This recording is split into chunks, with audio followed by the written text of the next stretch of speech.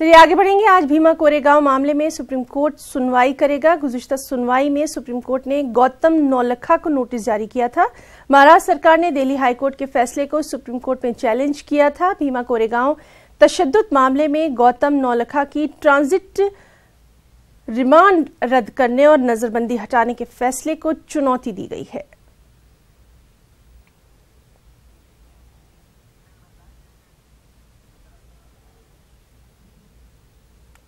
और चलिए मजीद अपडेट के लिए रुख करेंगे दिल्ली का, जहां मौजूद है हमारे साथी शंकर आनंद। शंकर, आपसे तफसीलात चाहेंगे, क्या कुछ रहेगा आज? देखिए, तकरीबन 10:30 से 11 बजे के बीच में इस मामले की सुनवाई शुरू होगी और इस मामले पर फैसला लिया जाएगा कि जिस तरह से गौतम नौलखा को इस मामले पे जिस तरह से दिल्ली हाईकोर्ट का एक फैसला आया था और उसके फेवर में गया था, तो इस मामले में महाराष्ट्र सरकार ने एक याचिका सुप्रीम कोर्ट में दायर की थी और उसी मामले पर आज सुनवाई होगी।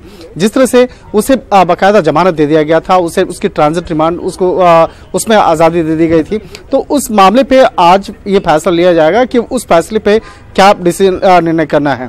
अगर गौतम नौलखा की बात करें तो गौतम नौलखा सहित जो 4 लोग थे, ये भीमा कोरेगांव हिंसा कांड मामले में उन चारों को गिरफ्तार किया गया था। गिरफ्तारी के पहले उसे काफी देर तक उसे डिटेन किया गया था। उसको अपने घर में डिटेन करके हिरासत में रख करके काफी देर पूछताछ की गई थी और कोर्ट में बकायदा बताया गया था कि 24 घंटे से ज्यादा इसको डिटेन किया गया, जो कि वो गलत तरीका है।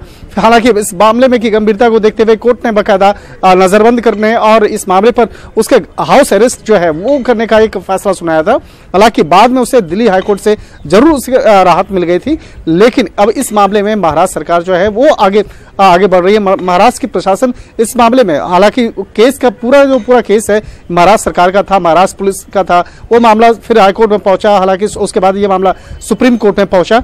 तो आज इस मामले पर फैसला होगा कि जो हाईकोर्ट ने फैसला लिया, दिल्ली हाईकोर्ट ने जो फैसला लिया है, जिसका फायदा गौतम नौलखा को मिला, गौतम नौलखा, तो उस मामले पर आगे क्या सुनवाई होनी है।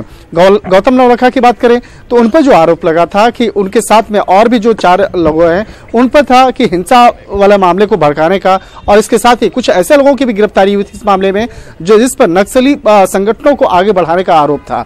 तो इन तमाम मामलों पर जिस तरह से आरोप लगे और गौतम नौलखा को काफी दिनों तक हाउस अरेस्ट किया गया और इस मामले पर आज जो है काफी महत्वपूर्ण सुनवाई होगी। और निश्चित तौर पे इस मामले पर अब देखना लाजमी होगा कि दिल्ली हाईकोर्ट का जो एक ऑर्डर है और जिस तरह से उसको राहत मिला था, क्या उस मामले को आज गौतम नौलखा के फेवर में आज मामला जाएगा या नहीं जाएगा, वो आज सुप्रीम कोर्ट निर्णय करेगी। तो एक तरह से कहा जा सकता है कि गौतम नौलखा के मामले में। बहुत बहुत शुक्रिया शंकर आपका इस तमाम तर जानकारी के लिए।